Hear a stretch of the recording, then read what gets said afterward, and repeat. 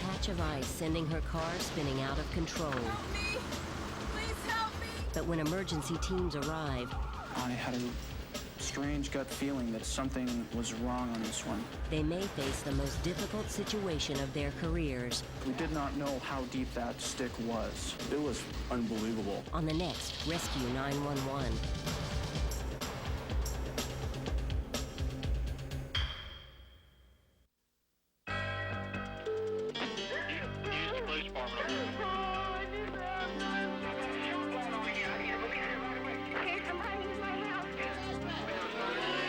This is 911. Do you have an emergency?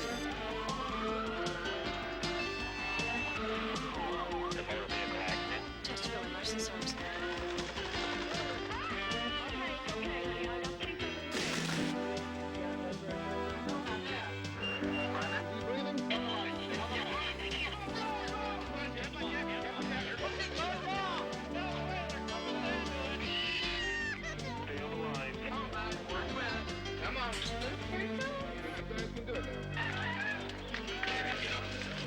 A very good answer.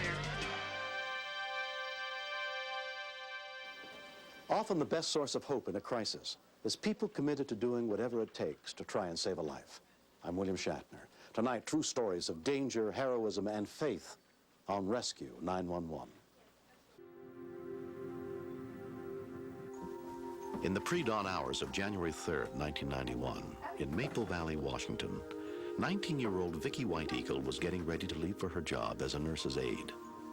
Her shift began at 6 a.m., before her parents even got out of bed. Bye.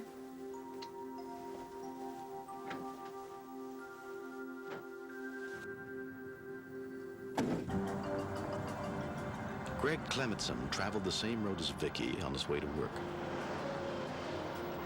The news had said there was a possibility in rural areas like I live that there would be ice, black ice, ice that you can't see. It's not well lit, so I knew that I had to be extra careful on this road and on my journey to work.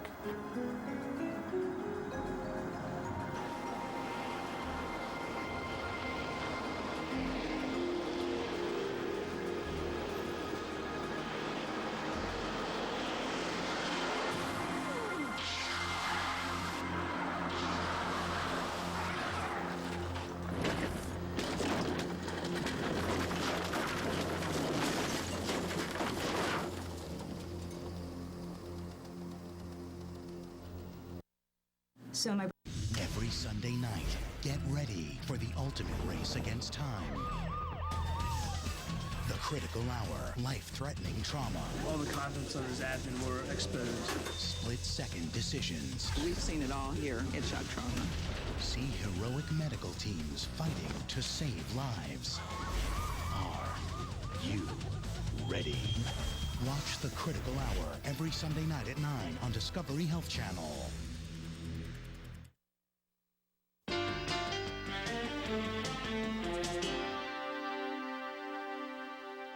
As rescuers worked to free 19-year-old Vicki White Eagle from the wreckage of her car, Fire Captain Lee Adelsman, a close friend of her family, was growing increasingly concerned about how to get her out without disturbing the piece of a wooden fence that was lodged in her neck.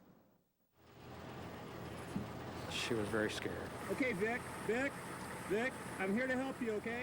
She kind of set up a comfort zone around the stick to keep anybody from touching that stick and moving the stick. It was really tough for us because the first thing we wanted to do was cut her out of there and get her going on the medic unit, but we didn't want to jostle her in any way. The whole thing hit me like a ton of bricks. I went to school with her. We were in the marching band together. She was just a really good friend. You're okay, Vicki. We're helping you out. You okay, Steve? When Vicki's parents, Virginia, and her husband, Ted, a former firefighter, arrived, they still did not know who was trapped in the car. Virginia went down to see if it was their daughter.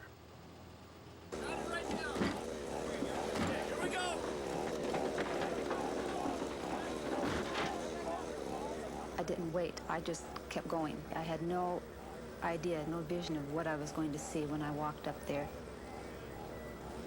Lee Adelsman, started walking towards me. And when you see somebody you know like that walking towards you, you kind of know. I knew then it was Vicky, but I knew that she was in good hands because I trained a lot of those people.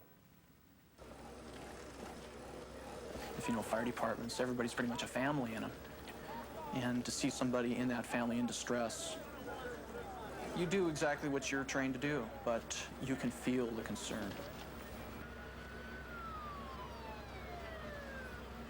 Her vitals were good. That's what really kept us going. But it's up to the person to have the will to go on, to live. King County Medic 1 arrived, and paramedics Ed Plumley and Tony Scoccolo immediately took over Vicky's care. I need somebody to give me the Doppler. I'd like to Doppler her carotids before we move her out of here. I realized this was not going to be an easy extrication.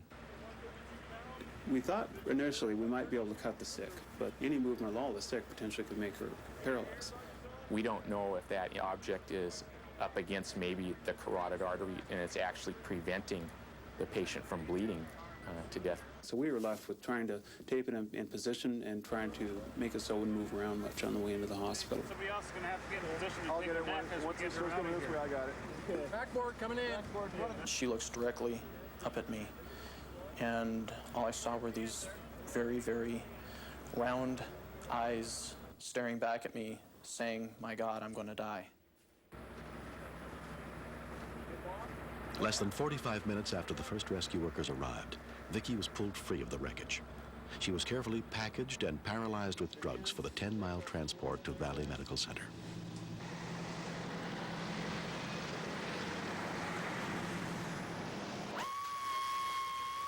Doctors Greg Luna and Stephen Risa performed the delicate surgery. Our main concern at that time was if the object is removed without having good control of it in the operating room, there can be massive bleeding that you're unable to stop.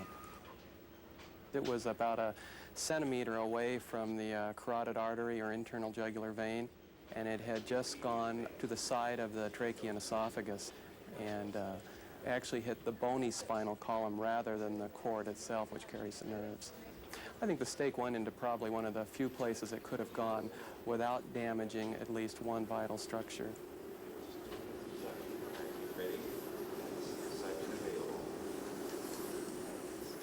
The entire case itself is really a miracle in that the medics were able to get her out of the car and not dislodge the stake. That she had no significant injuries afterwards and actually recovered very well. Everything went just fine.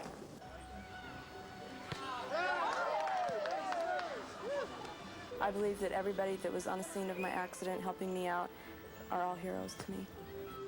The funny thing about it is, Vicky has been our crash dummy for our drills.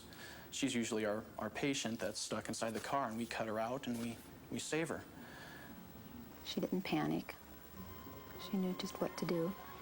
Otherwise, I think anybody else would have tried pulling the stick out, not knowing, what type of damage they may have done. I'm very thankful that Greg stopped, pulled over, and to find out if I was okay. A lot of it depended on him, on what he did, because nobody else stopped by but him. She's a very lucky girl. I think the thing to know and to learn from a situation like this is don't move a trauma patient unless it's absolutely necessary. Good. All right. Well, thanks for being there. You're welcome. I'm so thankful that I'm alive that it's no reason to get mad if someone laughs at me or points at me and says I have a hickey. It's like, hey, it's just a scar. And I lived through it.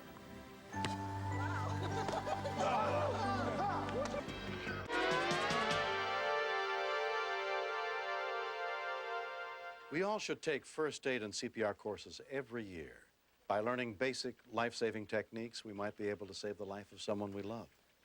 This series is dedicated to all the men and women who answer our calls for help and are there when we need them most.